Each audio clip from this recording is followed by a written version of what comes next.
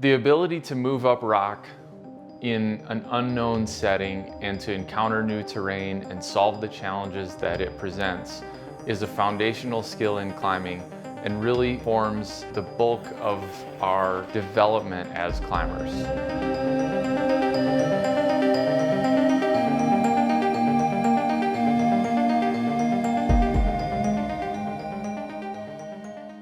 Historically, it was really the only style of climbing that existed. The modern idea of red point or project climbing is fairly new relative to climbing as a sport. Project climbing is an important part of a climber's career for many of us because it allows us to express the peak of our physical abilities and to put everything together into climbing the hardest route we possibly can. Overly focusing on that limits development because the range of movement and the range of experience that we're exposed to when we focus on climbing is very limited. Doing more on-site or flash climbing, first go climbing, exposes you to a variety of movement, a variety of terrain, and presents more opportunities to solve problems, to solve challenges, and to learn from a variety of climbs. You can spend your entire career as a chef perfecting a filet mignon, and you can make the best filet mignon in the world, but if you never cook anything else, that's all you are. You're a specialist.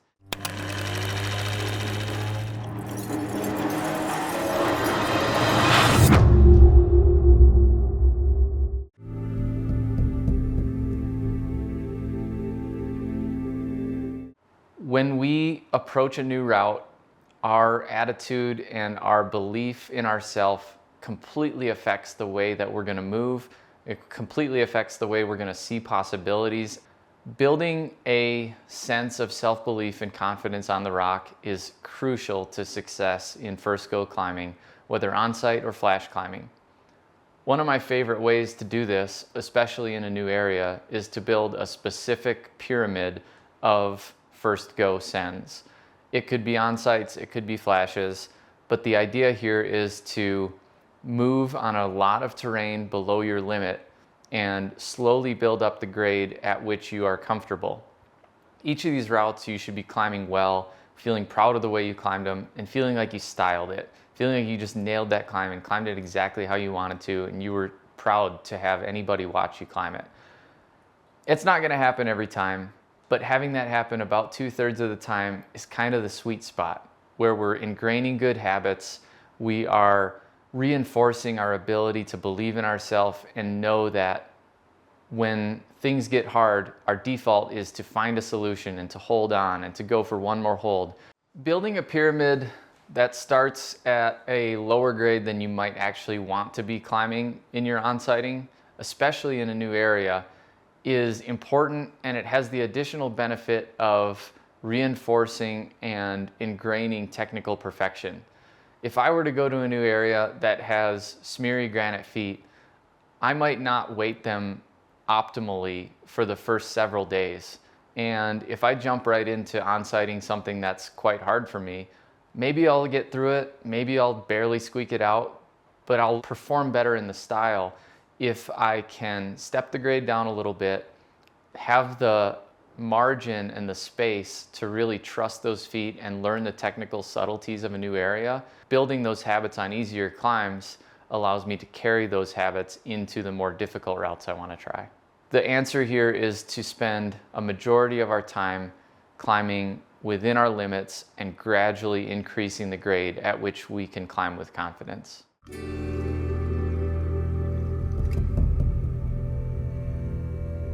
When you pull onto the wall for a first go attempt, it's important to have your demeanor and your expression match your intention. If you start climbing with a sense of fear or insecurity or self-doubt, it's likely that your expression is going to reflect that, and it's possible that your expression is going to reinforce those things. If you take the time to remind yourself that you enjoy this and to leave the ground with a smile, those physical actions will result in a reinforcement of the confidence and the self-belief and the joy that comes from pursuing this type of climbing. When you start approaching first go climbing at your limit, it's important to maintain confidence even though the percentage of the time that you're succeeding is going to go down. You need to maintain self-belief through these failures and understand that if your success rate is 75% at a given grade, that's not your limit for onsighting or flashing. The success rate is inherently going to be lower, and maintaining self-belief through that lower success rate and more persistent feelings of potential failure is key.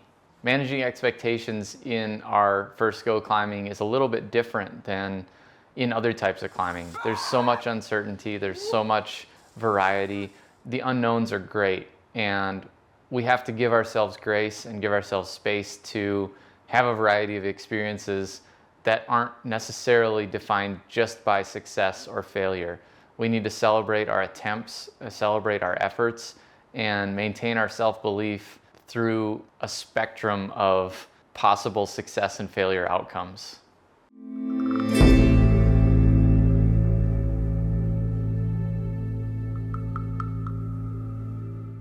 The first decision to make is whether we're going to try to onsight a route or flash a route, and understanding the difference between these is pretty important. Onsighting, you aren't gathering beta from other people, you're not watching videos of the route. In modern times, there's going to be chalk on the route and maybe quick draws, but you're not gathering any other information than what you can get with your own eyes from the ground. For flash climbing, everything's open. Watch videos, talk to 18 different climbers and get their beta. Understand the sequences, understand the holds, and oftentimes it's helpful to talk to climbers who are of a similar height to you or climb in a similar style. That's the best way to get the best beta for you. I like to talk to a few different climbers and build a library of options for crux sequences in my mind that I can mentally rehearse each one or review each one and go into those sections with a bit of an open mind, but knowing, okay, here's two possible sequences I could take to solve this problem. Onsighting and flashing, there's always this balance of partially informed rehearsal and the ability to improvise. The ability to improvise and to solve problems in real time on rock is the core of first go climbing, and maybe one of the most important facets in a climber's ability. But coupling that with some information in flash climbing allows us to push up the level a little bit at which we're able to climb first go. When preparing for a flash attempt or traveling to a new area and picking out routes that I want to flash, I'll watch as many videos as I can of the route. I'll try to understand what height the climbers are, what time of day they're climbing, figure out as much as I can from the videos, and spend time reviewing and looking at not only sequences, but pacing, clipping stances, draw extension, all the subtle details that you might use for projecting condensed into the preparation for one try.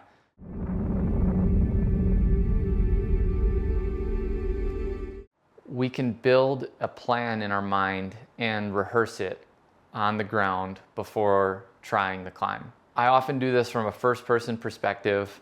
I often take several goes, and I will, most of the time, build this into chunks. Preparing for a long route, onsight or flash attempt can be overwhelming for a lot of us.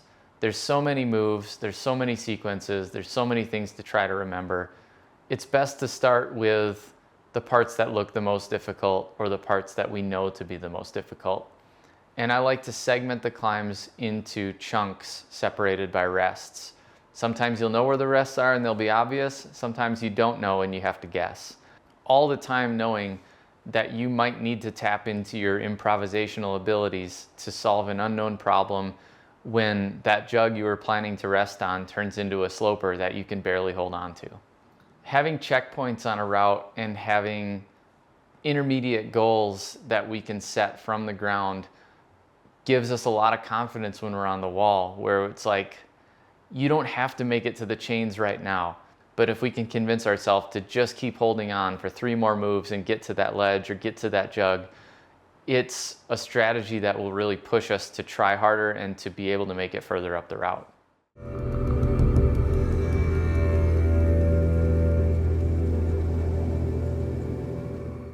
For on-site climbing, there's a lot of information you can gather from the ground. Mike and Mark Anderson have a great section in the Rock Climbers Training Manual on doing this, and it's worth reviewing that. But a lot of the key things that they suggest are looking at chalk marks and thumbprints. You can often figure out which hand should go on a hold or which hand most people use on a hold based on where the thumbprint chalk marks are. That's one example of a subtle thing that we can gather from the ground. Also, seeing palm prints on the wall in a bunch of different places in the same section, that might indicate that that's a place where a lot of people fall and hang and touch the wall to try to figure out the sequences. One of the big challenges in reading routes from the ground is understanding scale. And that can mean how big is a hold, how far apart are the holds, and what are my possible solutions to the problem this route is going to pose based on the geometry of the route. Maybe you can stem between two holds and maybe you can't. And understanding that sense of scale is really important and really difficult. It takes practice and it takes comparing, visual comparison of objects, whether it's a quick draw, whether it's a bolt, and this is a skill that takes time to build. It's also something that we can prepare for with several options, where if we see a sequence that looks obvious with a big reach in it, it might be worth considering an alternative sequence that uses a smaller intermediate, or at least considering the possibility that that big reach might not work if our sense of scale is just a little bit off. There's always a balance between the two where we want to develop a plan and learn as much as we can from the ground and follow our plan and climb quickly. But we know that when we leave the ground, there's going to be times where our plan doesn't work and the improvisation and our ability to solve movement problems in real time kicks in. And that's going to be more prevalent in on-site climbing than flash climbing.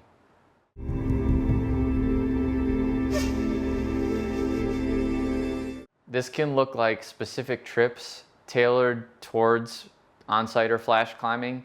Some areas are really good for this and have a ton of routes at a grade you want to flash or on-site, and those can be built into a year as training phases, performance phases, whatever you want to look at them as. It can also be a part of a climbing trip where you're focused on projecting a harder route, where a lot of people do project day, on-site day, rest day. You can put your best physical efforts into the project, still have enough in the tank to do quite a bit of high quality on-sighting the next day, and then rest and repeat that cycle. When it comes to planning a trip focused around on-sighting or flashing at your limit, there's a couple considerations that are really important that separate it from training for other objectives.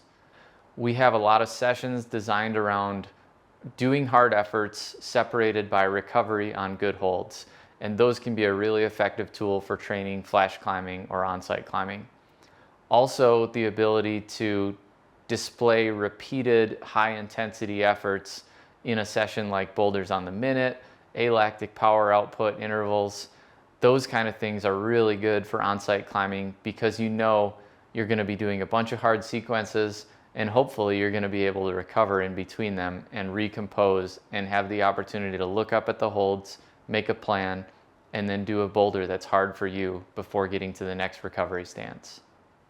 Doing a block of first go climbing could be a really good training phase for general capacity, movement, and building yourself up and setting yourself up for a season of red pointing. It could also be a performance phase in and of itself, and you might approach these things differently. Separating performance from training or learning is an important concept in all aspects of our climbing, and it really comes into prominence in first go climbing as well. If the block is scheduled to be more of a training phase, you might want to complete every route that you attempt to on-site.